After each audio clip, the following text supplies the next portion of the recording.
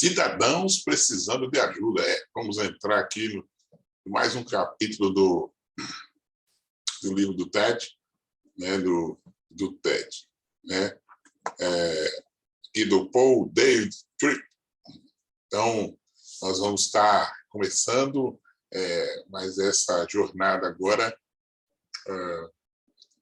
para esse capítulo que é bastante grande, né? É muita informação, muita coisa interessante nesse capítulo. Nós vamos orar ao Senhor para esse momento. Senhor Deus, nós queremos te pedir por nós, por aqueles que estarão nos ouvindo, por aqueles que estão nos ouvindo. Que o Senhor os abençoe, que esse estudo sirva de fortalecimento e orientação para a sua vida. Em nome de Jesus. Amém. Então, vamos nós, caminhando. Então, nesse capítulo, que é o capítulo 9, em que o Paul ele faz essa introdução, né? E o texto básico é o Hebreus capítulo 3, 12 a 13.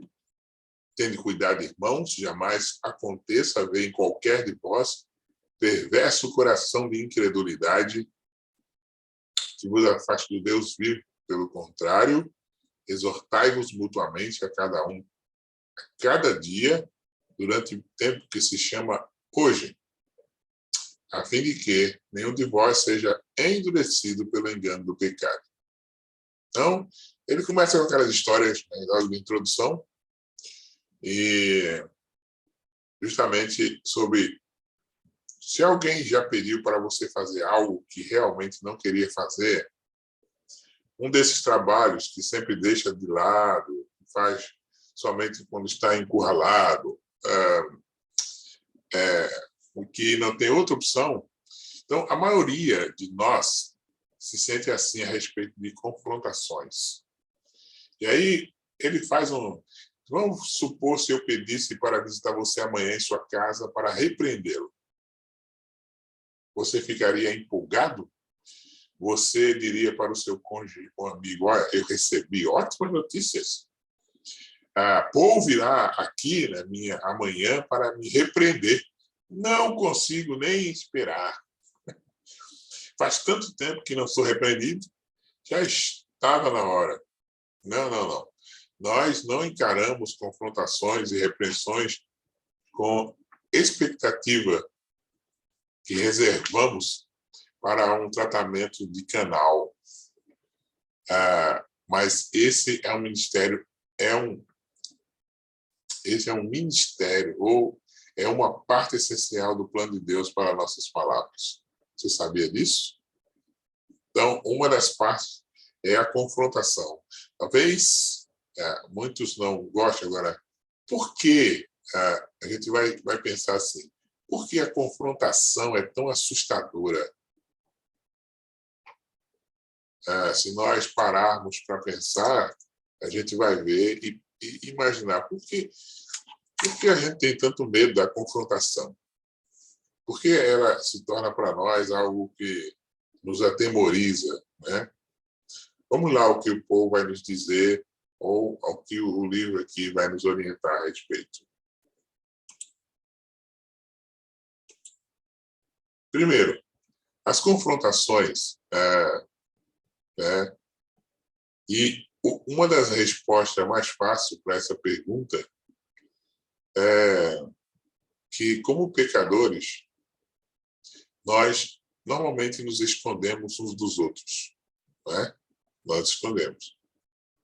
Então, nós não ficamos confortáveis quando a nossa vida, ou quando suas vidas estão sendo inspecionadas. Não costumamos ser melhores em ver o cisco do olho do nosso próximo do que em ver a viga no nosso olho. Então, ele vai sugerir em que a nossa agenda de confrontação, alguns modos em que a nossa agenda de confrontação se mistura com a de Deus. Vamos lá?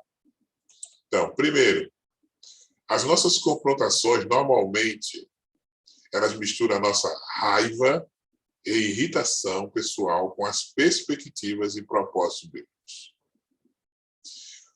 Eu quero dizer para você que o propósito da confrontação não é de propiciar a ocasião para que nossas opiniões prevaleçam sobre as de alguém mais. Esse momento também não é um momento de desabafo. Eu quero dizer uma coisa para você que eu estava precisando dizer há muito tempo. Não. Então, normalmente, as nossas confrontações ocorrem quando alguém machucou ou quando alguém ofendeu, né? Mas a Bíblia diz que a prioridade não é essa, como essas. Então, nossas confrontações, ele diz que ele ou ela tornou a nossa vida difícil, né? Como a gente fala aqui no... Então, nossa raiva distorce os problemas que precisam ser tratados, porque as prioridades bíblicas em situações como essas são com frequência ignoradas no tumulto de nossas frustrações com pessoas cujos pecados nos afetou. Aí, quando ele ou ela nos tornou nossa vida difícil. Quando alguém nos torna a vida difícil, aí a gente confronta. Mas só que não é esse o papel da confrontação. Não é de expor as nossas frustrações. Justamente, você está frustrado, revoltado com alguma coisa que não combinou e você vai desabafar, né? Com muita raiva, irritado, não vai produzir, né? Não vai ser edificante, vamos dizer assim. Tá? Outro ponto que o Paul nos coloca é que a coleta mal feita de informações pode levar a conclusões incorretas sobre fatos, o que sabota a confrontação. Justamente isso. A gente tem esses pontos, né? Quando você precisa ter certeza de estar percebendo corretamente o problema. Você precisa ter certeza que a pessoa culpada, ou como é que diz? Que a pessoa é culpada de acusação. Precisamos ter o cuidado de julgar se o que pensamos perceber é de fato aquilo que aconteceu. Veja bem, você percebeu alguma coisa e aí você acha que aquilo ali é um fato que aconteceu. Mas você precisa saber se você percebeu algo, se esse fato realmente aconteceu. Para você não ter conclusões incorretas. E vai sabotar a sua confrontação. Né? Como diz o pessoal, vai dar BO. Né? Então, o terceiro a confrontação é com frequência danificada por julgamentos sobre motivação.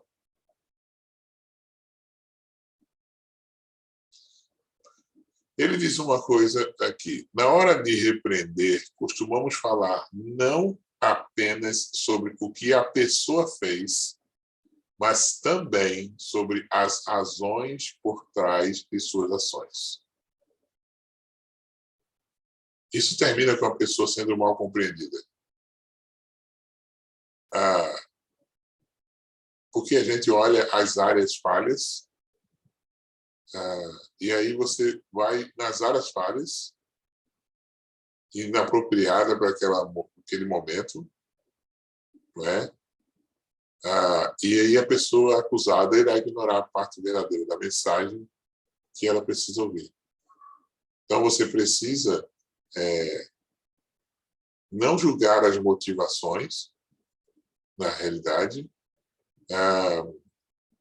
para não olhar o que a pessoa fez, falar não apenas sobre o que a pessoa fez, mas também as razões por trás de suas ações. Então, o que ela fez? Ela fez isso. Você não tem que pensar no que, as ações sobre o que a pessoa fez, né? mas a gente precisa olhar justamente o ato. O ato é esse. As ações no ato, você fez isso. Então, muito cuidado com com esse ponto aqui, que muitas vezes a gente volta lá atrás, volta em pecados que aconteceram, volta em erros. Então, você está tratando aquele fato e não passado e outro. 4. A linguagem inflamada, palavras de condenação e tons de voz passionais usualmente deturpam uma confrontação. Isso é verdade. Lembre-se que existe apenas um inimigo e ele não é a pessoa que você está confrontando. O propósito da confrontação, como diz o Paul Tripp, não é ir contra a pessoa, mas estar ao seu lado, indicando as coisas que Deus quer que ela veja, confesse e abandone. Então, nós precisamos entender isso. O inimigo não é a pessoa que você está tratando.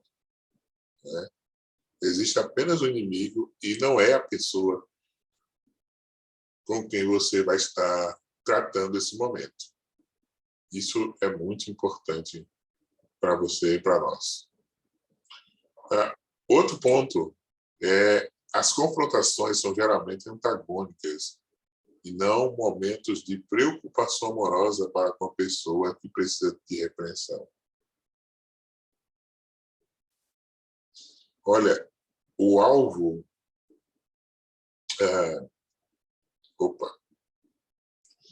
O alvo que a gente tem nas confrontações, né, a gente vai tratar com as pessoas. A gente não vai tratar com o inimigo, né, aqui. Então, antes, o tom de voz, você não podia... Você tem que ser... Não pode ficar... Um momento é uma... Na verdade, o ponto 4, você está ali tenso, né? Na intensidade de falar. E aí, aquele momento ali, você está esperando também, né? Que alguém vai dizer alguma coisa e pronto. As coisas começam a guerra de palavras ali. Então, muito cuidado com isso também, para que...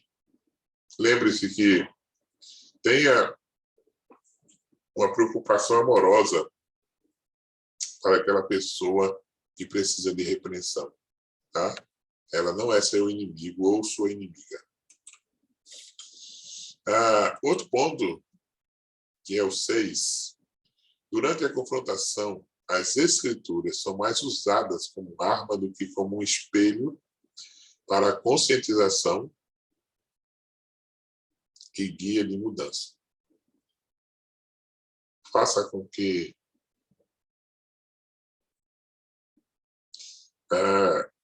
o momento não é um momento de ameaça.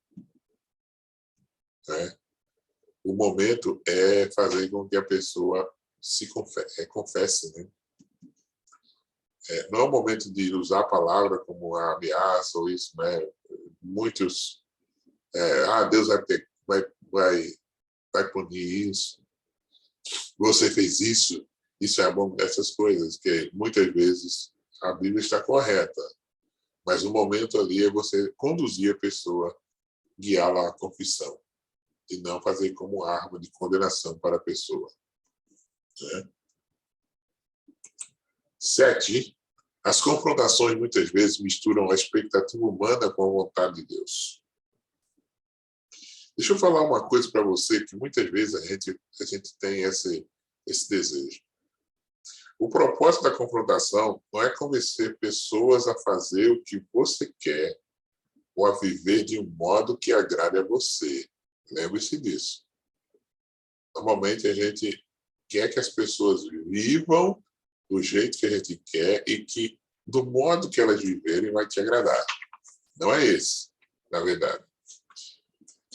O alvo da repreensão não é levar a pessoa a concordar com você, mas sim de se submeter.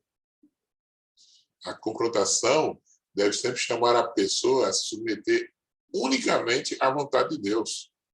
Você está ali para levar a pessoa a compreender a vontade de Deus, que aquilo que ela está fazendo é a vontade de Deus, que é Deus que quer, não é você, não é você, não está ali, ela não está ali para te agradar, né?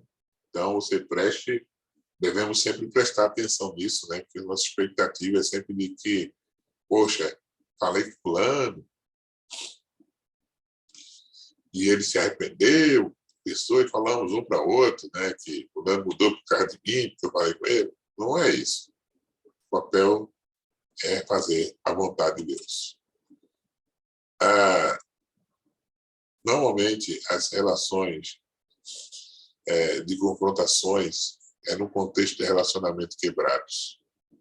E, ou seja, já há um distanciamento. A confrontação, quando ela é mais efetiva, quando é um relacionamento em que amor e confiança são entendidos mutuamente. Então, muitas vezes, pessoas entram em ambientes, entram em aposentos alimentando mágoas, e já olham negativamente uma para a outra. Então, é difícil nessa configuração, a configuração pode caminhar na direção errada antes mesmo dela começar. Né? Tá bom? Então, pense nisso também. Tem que ter um relacionamento de confiança mutuamente. Mútua, né? As confrontações geralmente demandam que as mudanças sejam um evento imediato.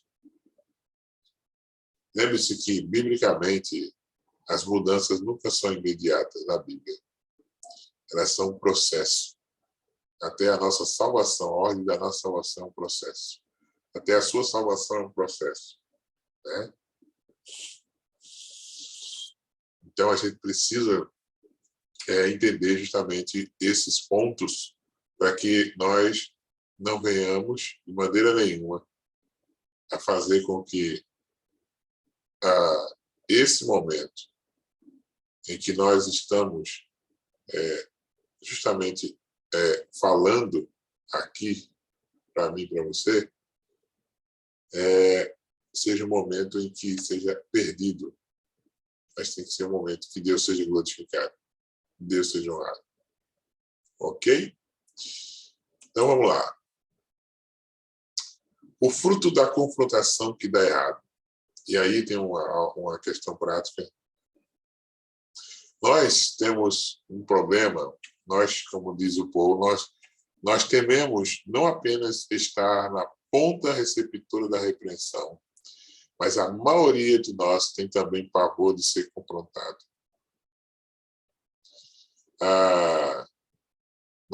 Você vai se preocupar como será que eu sei dizer a coisa certa, achar o momento e o lugar certo para isso, como as suas palavras serão recebidas.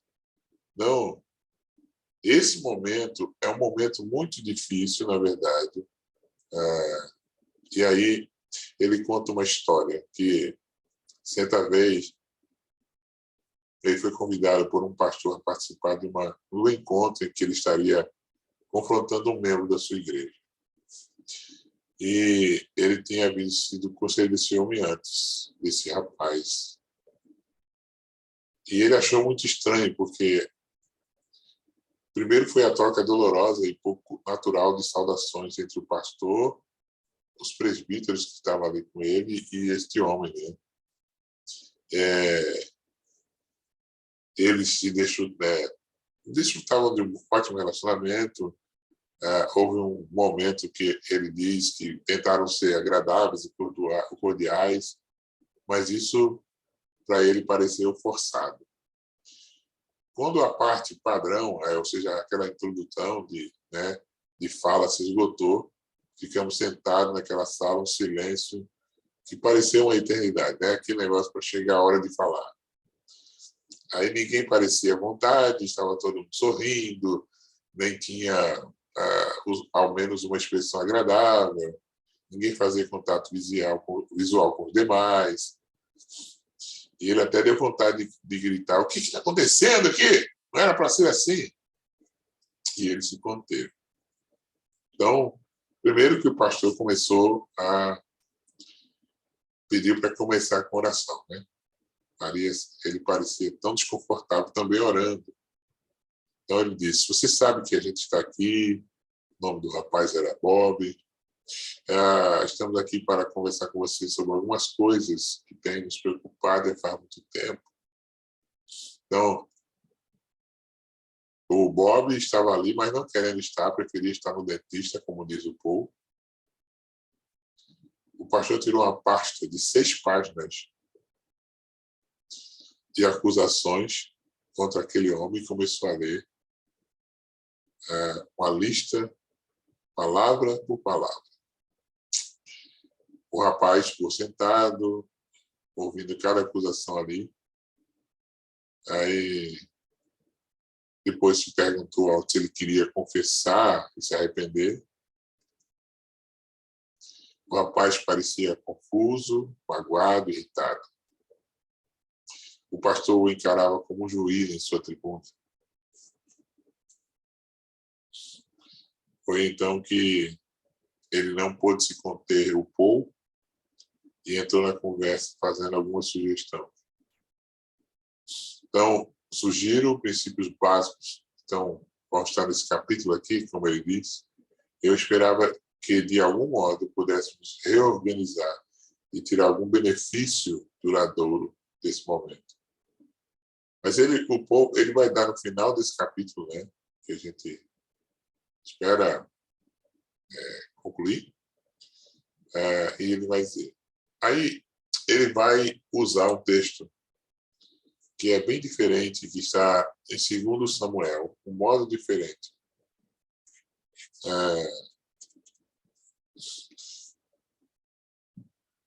Uma coisa que é difícil para todos é confessar pecados ou mesmo conversar sobre eles. Então, em nossa abordagem, isso vai tornar mais difícil. Então, o que precisa vir à tona nunca vê a luz do dia até que tenha se tornado um problema tão sério que não pode ser ignorado. E é verdade. Enquanto a coisa está ali, então, parece que as pessoas não querem confessar. Mas quando o negócio fica pior, aí, né, estavam ali. E o processo de confrontação fica mais difícil. Você lembra da história de Natan, que está aí nesse capítulo 2 Samuel 12, quando Davi comete um adultério, não somente adultério, mas assassinato, ele bota Urias na frente da guerra, a mulher de Urias fica grávida, ele tentando ver como é que resolvia esse problema, até que ele manda matar. E aí Natan, esse profeta, justamente aparece aqui. Natan foi chamado por Deus para confrontar Davi, o rei Davi. Isso mesmo, confrontar o rei Davi. Você devia primeiro ficar impressionado que Deus vai confrontar o rei. É isso mesmo. Assunto sutil, como o orgulho ou egoísmo, coisas que podem ser difíceis de perceber. Davi tinha cometido adultério e assassinato. Esse é um homem que aprendeu sobre as coisas de Deus desde a sua infância. Davi foi confrontado. Por que então ele não estava com a consciência pesada? Por que ele não estava incomodado e convicto do seu pecado? Por que ele precisava de alguém para confrontá-lo? Aqui está o valor que tem nessa história. Ela nos dá uma boa percepção do coração humano e do compromisso de Deus em sua aliança, de intervir em nossa cegueira e rebelião com sua graça redentora. Pois é. O homem provocou, deixou seus afazeres como líder, líder ungido de Deus, sem qualquer remorso. Só quando Natan lhe contou a formidável história de um homem pobre e de sua ovelhinha, foi que Davi percebeu a natureza abominável do pecado contra Deus, Urias, Batseba e contra o povo de Israel. Esse é um exemplo claro da falsidade do coração. Lembrete poderoso da necessidade de intervenção. Nós somos capazes de viver em pecado diante de Deus e dos outros. Somos capazes de continuar tocando nossas vidas como se nada tivesse acontecido e como se estivéssemos bem. Também precisamos que Deus levante pessoas dispostas a aceitar a dura tarefa de ajudar a nos vermos como Deus nos vê. Precisamos, esse capítulo, esse capítulo é isso, a natureza das intervenções que Deus nos chama a fazer na vida de outro. É o que Deus faz naquele capítulo para nós reexaminar isso. Nós mesmo que nós nós somos cidadãos que precisam de ajuda. A obra continua na minha vida e na sua, a nossa santificação, na verdade. Nós devemos considerar que o foco primário da obra do Reino de Deus, que é a nossa santificação também, é entender que Deus chamou, e nisso chamou também para que em nossa comunicação também manifestemos isso. A batalha não acabou, meus irmãos. O domínio do pecado foi rompido, mas as trevas dentro de nós precisam ser expostas e exterminadas onde quer que elas existam. Nós somos chamados a uma comunicação com um objetivo que tem objetivo mais alto do que apenas resolver problemas do momento. Que é preciso perceber que nossas palavras elas devem ser como ferramentas de Deus. E devemos procurar resolver problemas do momento de um modo que eu coopere com a obra que Deus está fazendo por meio dela. Então, você precisa reconhecer uma realidade. O pecado habita em nós. E é o elemento-chave para uma vida de falas que honre a Deus. Quando você reconhecer isso, você vai ter palavras que serão mais sábias do que você tem falado. E você vai saber que o pecado tem que ser confrontado, os erros têm que ser confrontados. Não é deixar para depois, não é só quando a coisa vinha à tona, quando todo mundo ficou sabendo, quando o escândalo estoura, mas você precisa tratar antes. A sua fala e o engano do pecado. Tem um texto que eu vou passar para vocês aqui, que a gente leu logo no início, que está em Hebreu 3, Hebreu, capítulo 3, está aí, de 12 a 15. Né? Esse texto é muito interessante, porque ele nos chama a atenção para algo muito grande para nossas vidas. Né? Ele nos coloca em algo bem... como é que o pecado, como é que nós vivemos? Observe que, como diz aqui, ele vai dizer, ele diz assim, há 4 expressões que são usadas nessa passagem para descrever esse perambular para longe do crente. Ele vai se afastando e vai se acostumando. Primeiro, ele diz assim, também cuidado, irmãos, para que nenhum de vós ou vocês tenha um coração mau, ou, em outras versões, perverso e incrédulo, mau e descrente, que se afaste do Deus vivo. Então, observe que o autor ele está nos alertando para algo bem sutil, o desvio do nosso coração para longe de Deus. Nós começamos a perceber, então, o coração mau, ele vai se afastando e perverso, ele acaba se afastando, na verdade, de Deus, na sua perversidade, na sua descrença. Há um caráter progressivo. Primeiro, o coração mau ou perverso.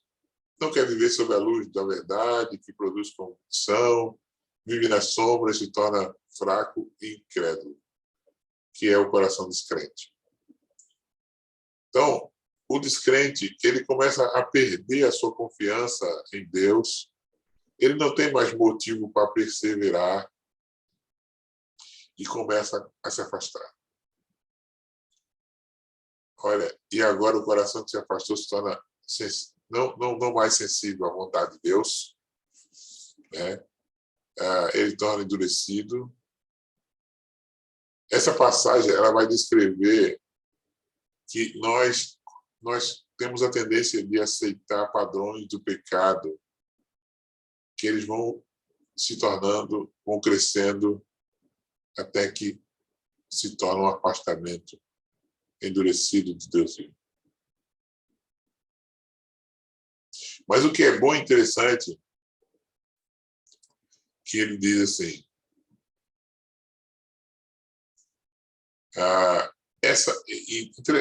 como que essa situação é dita ou expressa aí de forma aterrorizante? Bem, né? Vocês tenham um coração mau e descrente, perverso, descrente, e se afaste de Deus. Então, muitas vezes, você quer viver da sua moda, da sua maneira, do seu modo de viver, né? Ele fala que, justamente, mas olha o que diz o seguinte, que, pelo contrário, animem uns aos outros todos os dias durante o tempo que se chama hoje. Você não acredita, você não faz isso. Muitas vezes a gente ora pelo irmão que está se desviando, mas não confronta o pecado do irmão que está desviando. Esse é o erro. Porque a palavra de Deus nos chama a fazermos que, às vezes, as pessoas se tornam endurecidas pelo pecado. Então, ele está alertando sobre a cegueira espiritual, mas o pecado é enganoso e ele adivinha quem ele engana primeiro. Às vezes somos nós. Às vezes você fala assim, o pecado... eu não tenho problema algum em perceber os pecados da minha esposa e dos meus filhos. Os pecados deles são óbvios para mim. Apesar disso, regularmente fico surpreendido quando alguém me mostra meus pecados. E muitas vezes, quando o meu pecado é confrontado, sou tentado a concluir que não pequei. Pois é. Você precisa mudar essa sua ideia e pensar sobre a vida cristã e ser cristão. Vou dizer uma coisa para você. Não significa que estamos livres de cegueira espiritual.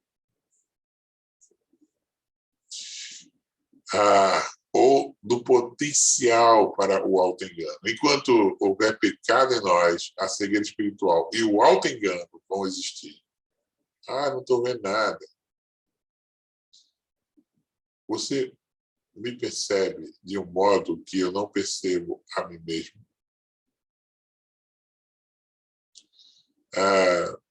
Você precisa, todos nós precisamos olhar para o outro e receber a confrontação do pecado como Deus usando o irmão ou a irmã para falar com você naquele instante. né? Então, ele conta uma história aqui, eu vou contar baseado nesse texto. Ele diz que quando ele era pastor jovem, ele atendeu certa tarde um telefonema com um casal que participava de nossa igreja. Ele estava desesperado por ajuda e queriam que a situação deles mudasse. Mas, ao mesmo tempo, eles eram vítimas da própria cegueira. Naquela noite, sentei-me na sala de estar deles e escutei sua triste história. O deslizar dela entrando numa depressão paralisante, o vício crescente dele em drogas e álcool, e 4 crianças que pareciam cada vez mais incontroláveis. O que me impressionou naquela noite foi que, a partir de suas perspectivas, a vida lhes dava poucas razões para continuar. Eles estavam cegos a 2 realidades fundamentais que iriam compor a substância do ministério que Paul disse que para eles. Primeiro, eles estavam cegos a respeito deles mesmos. Depois, eles estavam cegos à poderosa presença do Senhor. Por isso, eles mesmos se sentiam desamparados e sem esperança. Então, o chamado de Paul ali foi um chamado como ser instrumento de Deus para abrir os olhos deles daquelas 2 realidades.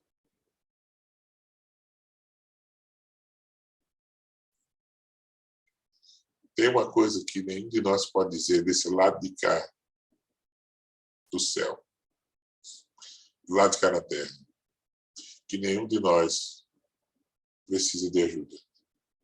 Todos nós precisamos de uma intervenção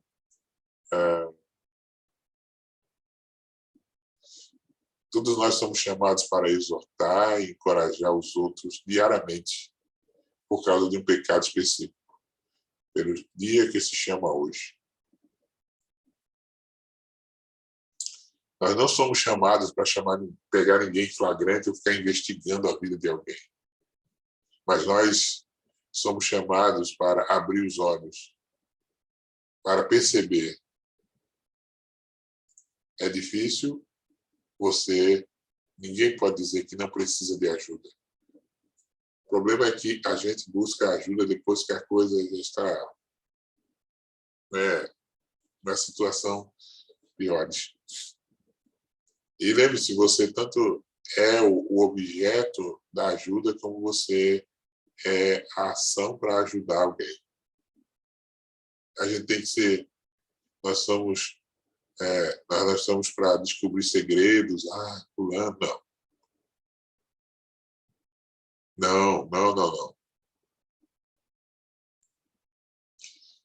O que a gente precisa ver é a cegueira espiritual que pode se tornar um engano do pecado. Que aquilo lá, besteirinha, e vai. Daqui a pouco você nem percebe que está em pecado. Não é? Então, a gente precisa muito desse ponto. A presença e o poder do pecado que em nós habita. Nós vamos... queria dizer para você que nós vamos fazer esse ponto em 2 momentos.